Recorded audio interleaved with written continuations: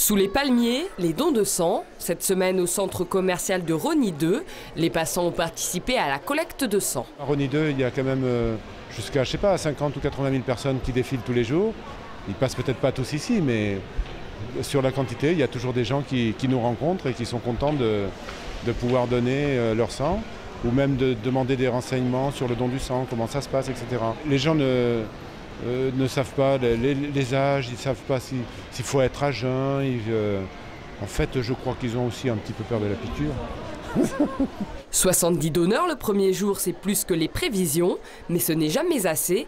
L'été, les jeunes qui sont de généreux donneurs partent en vacances. La pénurie de sang se fait d'autant plus ressentir.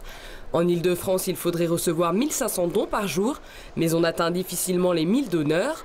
Les besoins en produits sanguins ont augmenté de 10% ces 5 dernières années.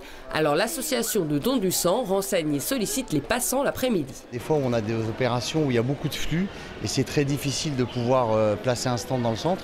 Aujourd'hui, on profite que la situation est un peu plus calme par rapport à la fréquentation. On essaye de donner un maximum d'espace pour qu'ils puissent s'exprimer ou pour que, vous savez, donner son sang, c'est assez intime. Donc on essaye de donner un peu de chaleur, un espace assez sombre pour que les gens puissent s'installer sans aucun crainte d'être vus ou sans aucune timidité. 2 fois par an dans les moments de pénurie, des collectes sont organisées à Rosny 2. Oups, attention, ça s'écroule. Donner son sang au milieu d'un centre commercial, ça peut paraître original. Pas besoin de se déplacer à l'hôpital, l'idée plaît aux passants. Je suis venu faire des courses, voilà, et bon, je me suis dit pourquoi pas. Ça coûte rien, 5 minutes, bon 5 minutes un peu plus peut-être, mais ça coûte rien. On reste allongé, on boit un coup, voilà.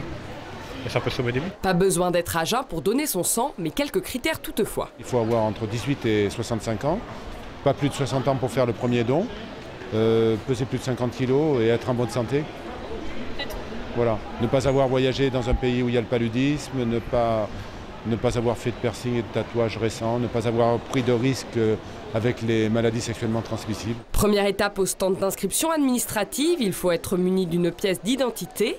On entre ensuite dans la salle d'attente, entretien entre 3 bâches avec un médecin, puis on s'allonge, le matériel stérilisé et déballé. Aïe, ça pique et c'est parti. Un petit pansement, un gros goûter, c'est déjà fini. Je suis arrivée à moins de quart, le temps de remplir les papiers, de voir le médecin, tout ça, ça prend un quart d'heure. Du début à la fin, ça prend un quart d'heure, donc dans une journée, c'est pas excessif. Un temps record, dommage que ce ne soit pas une discipline olympique. Pas de médaille donc, mais des participants. Au milieu des magasins, plus facile aussi de convaincre les copines. Pour Stéphanie, venue avec Céline, c'est une première. Parce que moi, je me dis, pour moi, ça m'a pris quoi, 10 minutes, un quart d'heure, et que ça peut sauver des gens, aider des gens. Et nous, on aura peut-être besoin un jour, et ça serait bien que pour nous, ils le fassent aussi. Je pensais que ça allait faire pas un petit peu plus mal et que ça allait être beaucoup plus long. Même pas mal, alors pas de raison de se faire du mauvais sang. Bon sang de bonsoir, c'est sans risque et 100% utile.